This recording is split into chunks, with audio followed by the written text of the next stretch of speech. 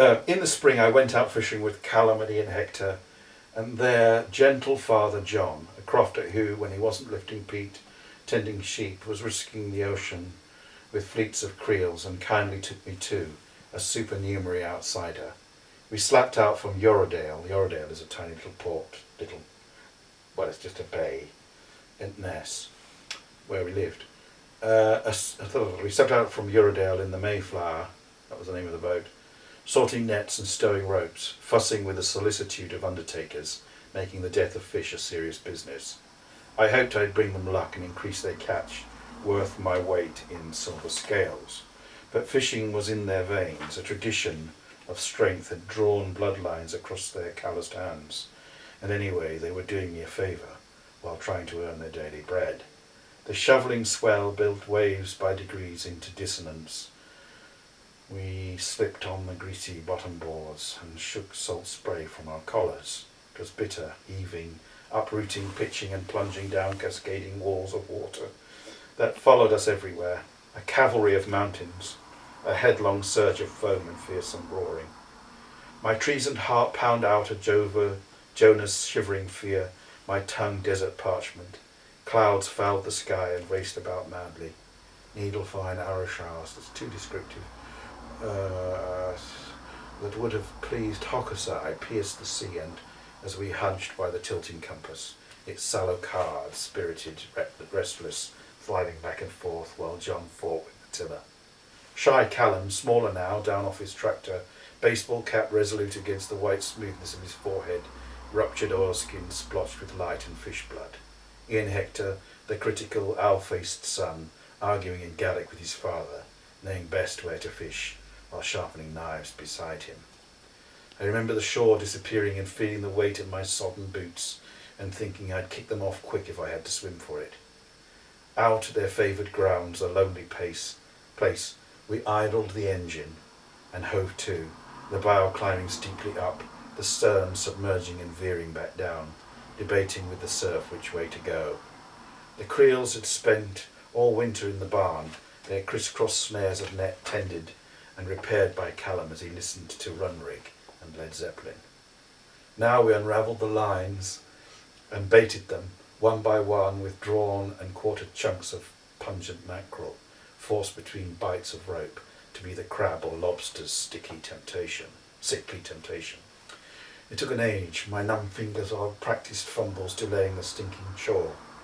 Soon Ian Hector was complaining that Callum had dropped the creels too early, paying out hand over hand those rock-weighted lines. I took it all in. I shall keep this, I thought, recording their toil through the camera of my eye, watching the sea drown those crustacean jails without remorse, taking them down to the dark sea floor at a rate of knots, buoyed up by stoppered creosote cans in the cold breasts of the sea. How romantic. To keep out of the way, I pumped the bilges, counting the efforts back and forth as though on piecework in a factory ship. Guests, I figured, must not be too competent. When at last it was done and the creels were on the bottom, we rinsed our hands in the freezing green, dunked tea bags in steaming thermos cups, and ate cheese paste sandwiches. John rolled tobacco while I took photos, embarrassing the boys, forcing smiles, catching only the surface. I couldn't be them. I asked dumb empirical questions, how they knew their navigation, did other fishermen ever lift and steal their catch? And was there cutthroat competition? Would the language live? The Gaelic language is the beating heart of Hebridean culture, the deepest expression of its society and the means by which it defines itself.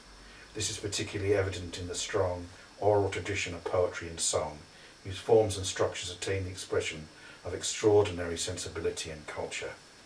Insofar as spoken language can suggest all representations, it is with good reason an element of the universal.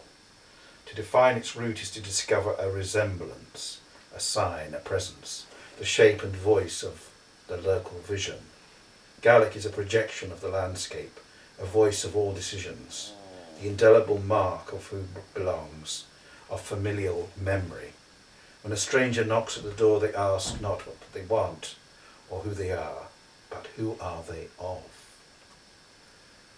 On the way in, the weather brightened and soothed the sea, our spirits rose, we were safe and the job was done. They let me steer, tolerating my inattention. In the shelter of the concrete pier, we emptied the Mayflower and changed out of our gear, chattering about the dreadful storms of last winter and how the rollers had crashed up the launching slip and smashed a neighbour's boat to bits. Callum tossed the fins of dogfish to pestering gulls, while Ian Hector coiled ropes and slung them round his shoulders, scaling the cliff like a Victorian mountaineer, tied to a single tradition by strife and frugality. In May or April I helped them cut their peat. We spoke what Gaelic I had. They did not laugh. In July I sold my home and gave them first pick of my garage junk. In August we hugged. I was full of regrets as I sailed away, a removal van in the hold.